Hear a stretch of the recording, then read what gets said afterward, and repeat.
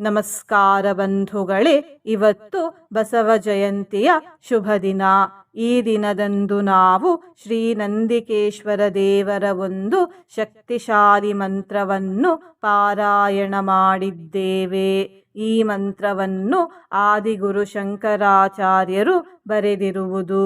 ಈ ಮಂತ್ರವನ್ನು ಇಂದು 3 ಹೊತ್ತು ಆದಷ್ಟು ಹೆಚ್ಚು ಬಾರಿ ಪಾರಾಯಣ ಅಥವಾ ಶ್ರವಣ ಮಾಡಿದರೆ ದರಿದ್ರತೆ ಮತ್ತು ದುಃಖ ಶಾಶ್ವತವಾಗಿ ನಾಶವಾಗುತ್ತವೆ. ಶಿವದೇವರ ಮತ್ತು ಪಾರ್ವತಿ ತಾಯಿಯ ಅಸೀಮಿತ ಕೃಪೆ ದೊರೆಯುತ್ತದೆ. ಅಪಾರ ಪುಣ್ಯ ಫಲ ಪ್ರಾಪ್ತಿಯಾಗುತ್ತದೆ. ಮಕ್ಕಳ ಭವಿಷ್ಯ ಉಜ್ವಲವಾಗಿರುತ್ತದೆ ಮತ್ತು ಸುಖ ಶಾಂತಿ ಪ್ರಾಪ್ತಿಯಾಗುತ್ತದೆ. ಇಂದಿನ ಮನೆಮದ್ದು ಹೀಗಿದೆ: ಸಣ್ಣ ಪುಟ್ಟ ಗಾಯವಾದಾಗ ಆ ಜಾಗದಲ್ಲಿ ಊತ ಕಾಣಿಸುತ್ತದೆ. ಹೀಗೆ ಆದಾಗ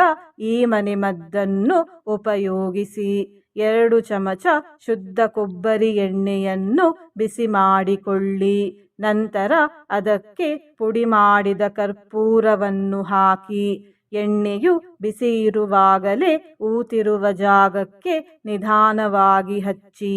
ಇಲ್ಲಿ ಬಿಸಿ ಅಂದರೆ ವಿಪರೀತ ಬಿಸಿಯಲ್ಲ. ಈ ಮನೆಮದ್ದನ್ನು ಉಪಯೋಗಿಸುವ ಮೊದಲು ವೈದ್ಯರನ್ನು ಸಂಪರ್ಕಿಸಿ. ಬಂಧುಗಳೇ, ನೀವು ಚಾನಲಿಗೆ ಹೊಸದಾಗಿ ಬಂದಿದ್ದರೆ ಚಾನಲನ್ನು ಸಬ್ಸ್ಕ್ರೈಬ್ ಮಾಡಿ, ಹತ್ತಿರ ಇರುವ ಬೆಲ್ ಬಟನ್ ಪ್ರೆಸ್ ಮಾಡಿ, ಆಲ್ ಅನ್ನುವ ಆಪ್ಷನನ್ನು ಸೆಲೆಕ್ಟ್ ಮಾಡಿ. ನೀವು ಸಬ್ಸ್ಕ್ರೈಬ್ ಮಾಡಿದರೆ ನಮಗೂ ಇನ್ನೂ ಹೆಚ್ಚು ವಿಡಿಯೋ ಮಾಡಲು ಸ್ಫೂರ್ತಿ ಸಿಗುತ್ತದೆ ಮತ್ತು ನಿಮಗೂ ನಮ್ಮ ಹೊಸ ವಿಡಿಯೋ ಅಪ್ಲೋಡ್ ಆದ ತಕ್ಷಣವೇ ಸಿಗುತ್ತದೆ. ಮಂತ್ರಶ್ರವಣ ಮಾಡುವಾಗ ಓಂ ಶ್ರೀ ನಂದಿಕೇಶ್ವರಾಯ ನಮಃ ಎಂದು ಕಮೆಂಟ್ ಮಾಡಿ ಬಂಧುಗಳೇ. ಮಂತ್ರಪಾರಾಯಣವನ್ನು ಶುರು ಮಾಡೋಣ. ಭವೇಶಂ ಗಜೇಶಂ ಪ್ರಪನ್ನಾರ್ತಿನಾಶಂ ಸ್ವತ್ಸಮುದ್ಯತ್ ಪ್ರಭಾಕಾಂತಿಪೂರಂ ಭವಾನಿಯುತಾರ್ಧಾಂಗ ಶೋಭಾಭಿರಾಮಂ ಭಜೆ ನಂದಿಕೇಶಂ ದರಿದ್ರಾರ್ತಿನಾಶಂ. ಭವೇಶಂ ಗಜೇಶಂ ಪ್ರಪನ್ನಾರ್ತಿನಾಶಂ ಸ್ವತ್ಸಮುದ್ಯತ್ ಪ್ರಭಾಕಾಂತಿಪೂರಂ ಭವಾನಿಯುತಾರ್ಧಾಂಗ ಶೋಭಾಭಿರಾಮಂ ಭಜೆ ನಂದಿಕೇಶಂ ದರಿದ್ರಾರ್ತಿನಾಶಂ.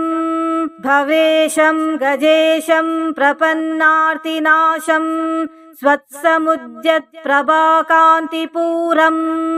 ಭವಾನಿಯುತಾರ್ಧಾಂಗ ಶೋಭಾಭಿರಾಮಂ ಭಜೆ ನಂದಿಕೇಶಂ ದರಿದ್ರಾರ್ತಿನಾಶಂ. ಭವೇಶಂ ಗಜೇಶಂ ಪ್ರಪನ್ನಾರ್ತಿನಾಶಂ ಸ್ವತ್ಸಮುದ್ಯತ್ ಪ್ರಭಾಕಾಂತಿಪೂರಂ ಭವಾನಿಯುತಾರ್ಧಾಂಗ ಶೋಭಾಭಿರಾಮಂ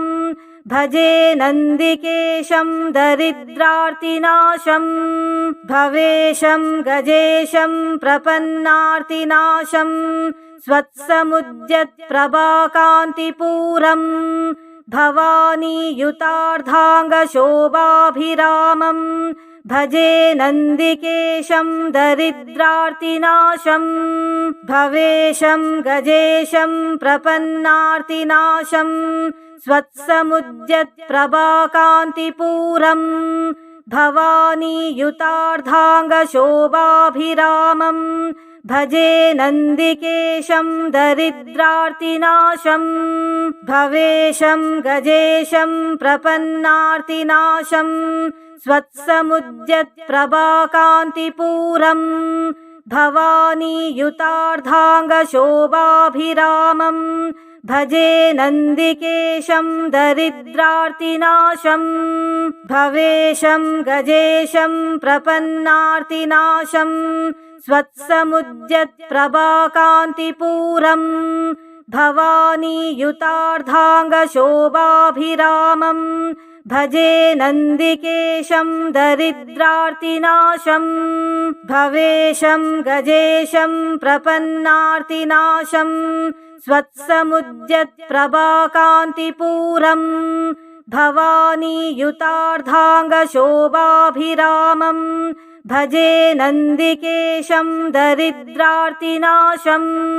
भवेशं गजेशं प्रपन्नार्तिनाशं स्वत्समुद्यत्प्रभाकान्तिपूरम् भवानीयुतार्धाङ्गशोभाभिरामं भजे नन्दिकेशं दरिद्रार्तिनाशं भवेशं गजेशं प्रपन्नार्तिनाशं स्वत्समुद्यत्प्रभाकान्तिपूरम् भवानीयुतार्धाङ्गशोभाभिरामं भजे नन्दिकेशं दरिद्रार्तिनाशं भवेशं गजेशं प्रपन्नार्तिनाशं स्वत्समुद्यत्प्रभाकान्तिपूरम् भवानीयुतार्धाङ्गशोभाभिरामं भजे नन्दिकेशं दरिद्रार्तिनाशं भवेशं गजेशं प्रपन्नार्तिनाशं स्वत्समुद्यत्प्रभाकान्तिपूरम् भवानीयुतार्धाङ्गशोभाभिरामं भजे नन्दिकेशं दरिद्रार्तिनाशं भवेशं गजेशं प्रपन्नार्तिनाशं स्वत्समुद्यत्प्रभाकान्तिपूरम् भवानीयुतार्धाङ्गशोभाभिरामं भजे नन्दिकेशं दरिद्रार्तिनाशं भवेशं गजेशं प्रपन्नार्तिनाशं स्वत्समुद्यत्प्रभाकान्तिपूरम् भवानीयुतार्धाङ्गशोभाभिरामं भजे नन्दिकेशं दरिद्रार्तिनाशं भवेशं गजेशं प्रपन्नार्तिनाशं स्वत्समुद्यत्प्रभाकान्तिपूरम् भवानीयुतार्धाङ्गशोभाभिरामं भजे नन्दिकेशं दरिद्रार्तिनाशं भवेशं गजेशं प्रपन्नार्तिनाशं स्वत्समुद्यत्प्रभाकान्तिपूरम् भवानीयुतार्धाङ्गशोभाभिरामं भजे नन्दिकेशं दरिद्रार्तिनाशं भवेशं गजेशं प्रपन्नार्तिनाशं स्वत्समुद्यत्प्रभाकान्तिपूरम् भवानीयुतार्धाङ्गशोभाभिरामं भजे नन्दिकेशं दरिद्रार्तिनाशं भवेशं गजेशं प्रपन्नार्तिनाशं स्वत्समुद्यत्प्रभाकान्तिपूरम् भवानीयुतार्धाङ्गशोभाभिरामं भजे नन्दिकेशं दरिद्रार्तिनाशं भवेशं गजेशं प्रपन्नार्तिनाशं स्वत्समुद्यत्प्रभाकान्तिपूरम् भवानीयुतार्धाङ्गशोभाभिरामं भजे नन्दिकेशं दरिद्रार्तिनाशं भवेशं गजेशं प्रपन्नार्तिनाशं स्वत्समुद्यत्प्रभाकान्तिपूरम् भवानीयुतार्धाङ्गशोभाभिरामं भजे नन्दिकेशं दरिद्रार्तिनाशं भवेशं गजेशं प्रपन्नार्तिनाशं स्वत्समुद्यत्प्रभाकान्तिपूरम् भवानीयुतार्धाङ्गशोभाभिरामं भजे नन्दिकेशं दरिद्रार्तिनाशं भवेशं गजेशं प्रपन्नार्तिनाशं स्वत्समुद्यत्प्रभाकान्तिपूरम् भवानीयुतार्धाङ्गशोभाभिरामं भजे नन्दिकेशं दरिद्रार्तिनाशं भवेशं गजेशं प्रपन्नार्तिनाशं स्वत्समुद्यत्प्रभाकान्तिपूरम् भवानीयुतार्धाङ्गशोभाभिरामं भजे नन्दिकेशं दरिद्रार्तिनाशं भवेशं गजेशं प्रपन्नार्तिनाशं स्वत्समुद्यत्प्रभाकान्तिपूरम् भवानीयुतार्धाङ्गशोभाभिरामम् भजे नन्दिकेशं दरिद्रार्तिनाशम् भवेशं गजेशं प्रपन्नार्तिनाशम् स्वत्समुद्यत्प्रभाकान्तिपूरम् भवानीयुतार्धाङ्गशोभाभिरामम् भजे नन्दिकेशं दरिद्रार्तिनाशम् भवेशं गजेशं प्रपन्नार्तिनाशम् स्वत्समुद्यत्प्रभाकान्तिपूरम् भवानीयुतार्धाङ्गशोभाभिरामम् भजे नन्दिकेशं दरिद्रार्तिनाशम् भवेशं गजेशं प्रपन्नार्तिनाशम् स्वत्समुद्यत्प्रभाकान्तिपूरम् भवानीयुतार्धाङ्गशोभाभिरामम् भजे नन्दिकेशं दरिद्रार्तिनाशम् भवेशं गजेशं प्रपन्नार्तिनाशम् स्वत्समुद्यत्प्रभाकान्तिपूरम् भवानीयुतार्धाङ्गशोभाभिरामम् भजे नन्दिकेशं दरिद्रार्तिनाशम् भवेशं गजेशं प्रपन्नार्तिनाशम् स्वत्समुद्यत्प्रभाकान्तिपूरम् भवानीयुतार्धाङ्गशोभाभिरामम् भजे नन्दिकेशं दरिद्रार्तिनाशम् भवेशं गजेशं प्रपन्नार्तिनाशम् स्वत्समुद्यत्प्रभाकान्तिपूरम् भवानीयुतार्धाङ्गशोभाभिरामम् भजे नन्दिकेशं दरिद्रार्तिनाशम् भवेशं गजेशं प्रपन्नार्तिनाशम् स्वत्समुद्यत्प्रभाकान्तिपूरम् भवानीयुतार्धाङ्गशोभाभिरामम् भजे नन्दिकेशं दरिद्रार्तिनाशम् भवेशं गजेशं प्रपन्नार्तिनाशम् स्वत्समुद्यत्प्रभाकान्तिपूरम् भवानीयुतार्धाङ्गशोभाभिरामम् भजे नन्दिकेशं दरिद्रार्तिनाशम् भवेशं गजेशं प्रपन्नार्तिनाशम् स्वत्समुद्यत्प्रभाकान्तिपूरम् भवानीयुतार्धाङ्गशोभाभिरामम् भजे नन्दिकेशं दरिद्रार्तिनाशम्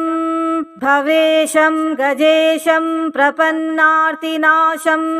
स्वत्समुद्यत्प्रभाकान्तिपूरम्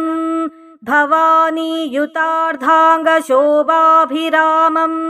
भजे नन्दिकेशं दरिद्रार्तिनाशम् भवेशं गजेशं प्रपन्नार्तिनाशम्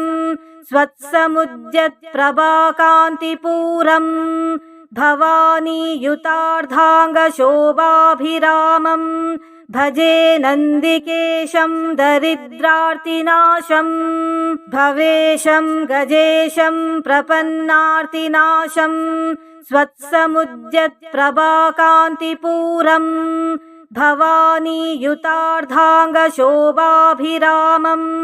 भजे नन्दिकेशं दरिद्रार्तिनाशम् भवेशं गजेशं प्रपन्नार्तिनाशम् स्वत्समुद्यत्प्रभाकान्तिपूरम् भवानीयुतार्धाङ्गशोभाभिरामम् भजे नन्दिकेशं दरिद्रार्तिनाशम् भवेशं गजेशं प्रपन्नार्तिनाशम् स्वत्समुद्यत्प्रभाकान्तिपूरम् भवानीयुतार्धाङ्गशोभाभिरामम् भजे नन्दिकेशं दरिद्रार्तिनाशम् भवेशं गजेशं प्रपन्नार्तिनाशम् स्वत्समुद्यत्प्रभाकान्तिपूरम् भवानीयुतार्धाङ्गशोभाभिरामम् भजे नन्दिकेशं दरिद्रार्तिनाशं भवेशं गजेशं प्रपन्नार्तिनाशं स्वत्समुद्यत्प्रभाकान्तिपूरं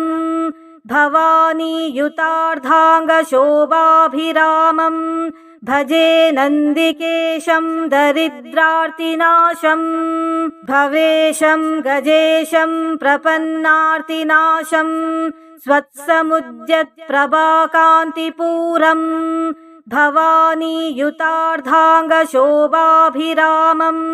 भजे नन्दिकेशं दरिद्रार्तिनाशं भवेशं गजेशं प्रपन्नार्तिनाशं स्वत्समुद्यत्प्रभाकान्तिपूरं भवानीयुतार्धाङ्गशोभाभिरामं भजे नन्दिकेशं दरिद्रार्तिनाशं भवेशं गजेशं प्रपन्नार्तिनाशं स्वत्समुद्यत्प्रभाकान्तिपूरं भवानीयुतार्धाङ्गशोभाभिरामं भजे नन्दिकेशं दरिद्रार्तिनाशं भवेशं गजेशं प्रपन्नार्तिनाशं स्वत्समुद्यत्प्रभाकान्तिपूरं भवानीयुतार्धाङ्गशोभाभिरामं भजे नन्दिकेशं दरिद्रार्तिनाशं भवेशं गजेशं प्रपन्नार्तिनाशं स्वत्समुद्यत्प्रभाकान्तिपूरं भवानीयुतार्धाङ्गशोभाभिरामं भजे नन्दिकेशं दरिद्रार्तिनाशं भवेशं गजेशं प्रपन्नार्तिनाशं स्वत्समुद्यत्प्रभाकान्तिपूरं भवानीयुतार्धाङ्गशोभाभिरामं भजे नन्दिकेशं दरिद्रार्तिनाशं भवेशं गजेशं प्रपन्नार्तिनाशं स्वत्समुद्यत्प्रभाकान्तिपूरं भवानीयुतार्धाङ्गशोभाभिरामं भजे नन्दिकेशं दरिद्रार्तिनाशं भवेशं गजेशं प्रपन्नार्तिनाशं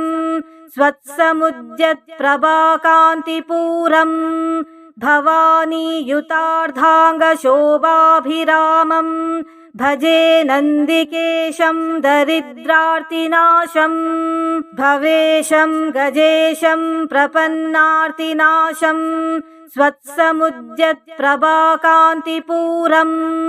भवानीयुतार्धाङ्गशोभाभिरामं भजे नन्दिकेशं दरिद्रार्तिनाशं भवेशं गजेशं प्रपन्नार्तिनाशं स्वत्समुद्यत्प्रभाकान्तिपूरं भवानीयुतार्धाङ्गशोभाभिरामं भजे नन्दिकेशं दरिद्रार्तिनाशं भवेशं गजेशं प्रपन्नार्तिनाशं स्वत्समुद्यत्प्रभाकान्तिपूरं भवानीयुतार्धाङ्गशोभाभिरामं भजे नन्दिकेशं दरिद्रार्तिनाशं भवेशं गजेशं प्रपन्नार्तिनाशं स्वत्समुद्यत्प्रभाकान्तिपूरं भवानीयुतार्धाङ्गशोभाभिरामं भजे नन्दिकेशं दरिद्रार्तिनाशं भवेशं गजेशं प्रपन्नार्तिनाशं स्वत्समुद्यत्प्रभाकान्तिपूरं भवानीयुतार्धाङ्गशोभाभिरामं भजे नन्दिकेशं दरिद्रार्तिनाशं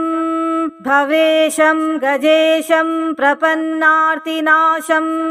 स्वत्समुद्यत्प्रभाकान्तिपूरं भवानीयुतार्धाङ्गशोभाभिरामं भजे नन्दिकेशं दरिद्रार्तिनाशं भवेशं गजेशं प्रपन्नार्तिनाशं स्वत्समुद्यत्प्रभाकान्तिपूरं भवानीयुतार्धाङ्गशोभाभिरामं भजे नन्दिकेशं दरिद्रार्तिनाशं भवेशं गजेशं प्रपन्नार्तिनाशं स्वत्समुद्यत्प्रभाकान्तिपूरम् भवानीयुतार्धाङ्गशोभाभिरामं भजे नन्दिकेशं दरिद्रार्तिनाशं भवेशं गजेशं प्रपन्नार्तिनाशं स्वत्समुद्यत्प्रभाकान्तिपूरम् भवानीयुतार्धाङ्गशोभाभिरामं भजे नन्दिकेशं दरिद्रार्तिनाशं भवेशं गजेशं प्रपन्नार्तिनाशं स्वत्समुद्यत्प्रभाकान्तिपूरम् भवानीयुतार्धाङ्गशोभाभिरामं भजे नन्दिकेशं दरिद्रार्तिनाशं भवेशं गजेशं प्रपन्नार्तिनाशं स्वत्समुद्यत्प्रभाकान्तिपूरम् भवानीयुतार्धाङ्गशोभाभिरामं भजे नन्दिकेशं दरिद्रार्तिनाशं भवेशं गजेशं प्रपन्नार्तिनाशं स्वत्समुद्यत्प्रभाकान्तिपूरम् भवानीयुतार्धाङ्गशोभाभिरामं भजे नन्दिकेशं दरिद्रार्तिनाशं भवेशं गजेशं प्रपन्नार्तिनाशं स्वत्समुद्यत्प्रभाकान्तिपूरम् भवानीयुतार्धाङ्गशोभाभिरामं भजे नन्दिकेशं दरिद्रार्तिनाशं भवेशं गजेशं प्रपन्नार्तिनाशं स्वत्समुद्यत्प्रभाकान्तिपूरम् भवानीयुतार्धाङ्गशोभाभिरामं भजे नन्दिकेशं दरिद्रार्तिनाशं भवेशं गजेशं प्रपन्नार्तिनाशं स्वत्समुद्यत्प्रभाकान्तिपूरम् भवानीयुतार्धाङ्गशोभाभिरामं भजे नन्दिकेशं दरिद्रार्तिनाशं भवेशं गजेशं प्रपन्नार्तिनाशं स्वत्समुद्यत्प्रभाकान्तिपूरम् भवानीयुतार्धाङ्गशोभाभिरामं भजे नन्दिकेशं दरिद्रार्तिनाशं भवेशं गजेशं प्रपन्नार्तिनाशं स्वत्समुद्यत्प्रभाकान्तिपूरम् भवानीयुतार्धाङ्गशोभाभिरामं भजे नन्दिकेशं दरिद्रार्तिनाशं भवेशं गजेशं प्रपन्नार्तिनाशं स्वत्समुद्यत्प्रभाकान्तिपूरम् भवानीयुतार्धाङ्गशोभाभिरामं भजे नन्दिकेशं दरिद्रार्तिनाशं भवेशं गजेशं प्रपन्नार्तिनाशं स्वत्समुद्यत्प्रभाकान्तिपूरम् भवानीयुतार्धाङ्गशोभाभिरामं भजे नन्दिकेशं दरिद्रार्तिनाशं भवेशं गजेशं प्रपन्नार्तिनाशं स्वत्समुद्यत्प्रभाकान्तिपूरम् भवानीयुतार्धाङ्गशोभाभिरामं भजे नन्दिकेशं दरिद्रार्तिनाशं भवेशं गजेशं प्रपन्नार्तिनाशं स्वत्समुद्यत्प्रभाकान्तिपूरम् भवानीयुतार्धाङ्गशोभाभिरामं भजे नन्दिकेशं दरिद्रार्तिनाशं भवेशं गजेशं प्रपन्नार्तिनाशं स्वत्समुद्यत्प्रभाकान्तिपूरम् भवानीयुतार्धाङ्गशोभाभिरामं भजे नन्दिकेशं दरिद्रार्तिनाशं भवेशं गजेशं प्रपन्नार्तिनाशं स्वत्समुद्यत्प्रभाकान्तिपूरं भवानीयुतार्धाङ्गशोभाभिरामं भजे नन्दिकेशं दरिद्रार्तिनाशं भवेशं गजेशं प्रपन्नार्तिनाशं स्वत्समुद्यत्प्रभाकान्तिपूरं भवानीयुतार्धाङ्गशोभाभिरामं भजे नन्दिकेशं दरिद्रार्तिनाशं भवेशं गजेशं प्रपन्नार्तिनाशं स्वत्समुद्यत्प्रभाकान्तिपूरं भवानीयुतार्धाङ्गशोभाभिरामं भजे नन्दिकेशं दरिद्रार्तिनाशं भवेशं गजेशं प्रपन्नार्तिनाशं स्वत्समुद्यत्प्रभाकान्तिपूरं भवानीयुतार्धाङ्गशोभाभिरामं भजे नन्दिकेशं दरिद्रार्तिनाशं भवेशं गजेशं प्रपन्नार्तिनाशं स्वत्समुद्यत्प्रभाकान्तिपूरं भवानीयुतार्धाङ्गशोभाभिरामं भजे नन्दिकेशं दरिद्रार्तिनाशं भवेशं गजेशं प्रपन्नार्तिनाशं स्वत्समुद्यत्प्रभाकान्तिपूरं भवानीयुतार्धाङ्गशोभाभिरामं भजे नन्दिकेशं दरिद्रार्तिनाशं भवेशं गजेशं प्रपन्नार्तिनाशं स्वत्समुद्यत्प्रभाकान्तिपूरं भवानीयुतार्धाङ्गशोभाभिरामं भजे नन्दिकेशं दरिद्रार्तिनाशं भवेशं गजेशं प्रपन्नार्तिनाशं स्वत्समुद्यत्प्रभाकान्तिपूरं भवानीयुतार्धाङ्गशोभाभिरामं भजे नन्दिकेशं दरिद्रार्तिनाशं भवेशं गजेशं प्रपन्नार्तिनाशं स्वत्समुद्यत्प्रभाकान्तिपूरं भवानीयुतार्धाङ्गशोभाभिरामं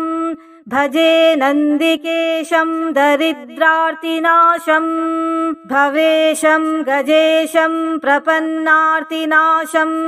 स्वत्समुद्यत्प्रभाकान्तिपूरं भवानीयुतार्धाङ्गशोभाभिरामं भजे नन्दिकेशं दरिद्रार्तिनाशं भवेशं गजेशं प्रपन्नार्तिनाशं स्वत्समुद्यत्प्रभाकान्तिपूरं भवानीयुतार्धाङ्गशोभाभिरामं भजे नन्दिकेशं दरिद्रार्तिनाशं भवेशं गजेशं प्रपन्नार्तिनाशं स्वत्समुद्यत्प्रभाकान्तिपूरं भवानीयुतार्धाङ्गशोभाभिरामं भजे नन्दिकेशं दरिद्रार्तिनाशं भवेशं गजेशं प्रपन्नार्तिनाशं स्वत्समुद्यत्प्रभाकान्तिपूरं भवानीयुतार्धाङ्गशोभाभिरामं भजे नन्दिकेशं दरिद्रार्तिनाशं भवेशं गजेशं प्रपन्नार्तिनाशं स्वत्समुद्यत्प्रभाकान्तिपूरं भवानीयुतार्धाङ्गशोभाभिरामं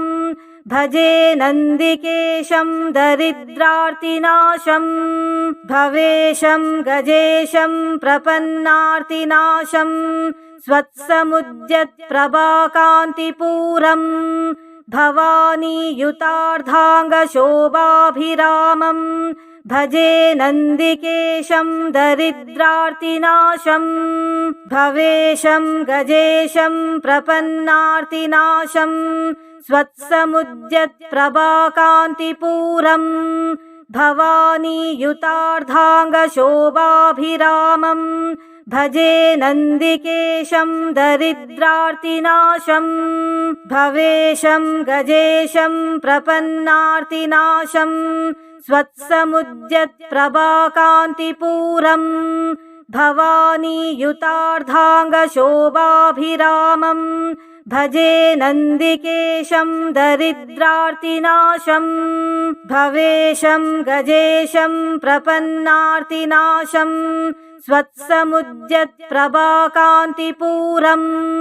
भवानीयुतार्धाङ्गशोभाभिरामं भजे नन्दिकेशं दरिद्रार्तिनाशं भवेशं गजेशं प्रपन्नार्तिनाशं स्वत्समुद्यत्प्रभाकान्तिपूरं भवानीयुतार्धाङ्गशोभाभिरामं भजे नन्दिकेशं दरिद्रार्तिनाशं भवेशं गजेशं प्रपन्नार्तिनाशं स्वत्समुद्यत्प्रभाकान्तिपूरं भवानीयुतार्धाङ्गशोभाभिरामं भजे नन्दिकेशं दरिद्रार्तिनाशं भवेशं गजेशं प्रपन्नार्तिनाशं स्वत्समुद्यत्प्रभाकान्तिपूरं भवानीयुतार्धाङ्गशोभाभिरामं भजे नन्दिकेशं दरिद्रार्तिनाशं भवेशं गजेशं प्रपन्नार्तिनाशं स्वत्समुद्यत्प्रभाकान्तिपूरं भवानीयुतार्धाङ्गशोभाभिरामं भजे नन्दिकेशं दरिद्रार्तिनाशं भवेशं गजेशं प्रपन्नार्तिनाशं स्वत्समुद्यत्प्रभाकान्तिपूरं भवानीयुतार्धाङ्गशोभाभिरामं भजे नन्दिकेशं दरिद्रार्तिनाशं भवेशं गजेशं प्रपन्नार्तिनाशं स्वत्समुद्यत्प्रभाकान्तिपूरं भवानीयुतार्धाङ्गशोभाभिरामं भजे नन्दिकेशं दरिद्रार्तिनाशं भवेशं गजेशं प्रपन्नार्तिनाशं स्वत्समुद्यत्प्रभाकान्तिपूरं भवानीयुतार्धाङ्गशोभाभिरामं भजे नन्दिकेशं दरिद्रार्तिनाशं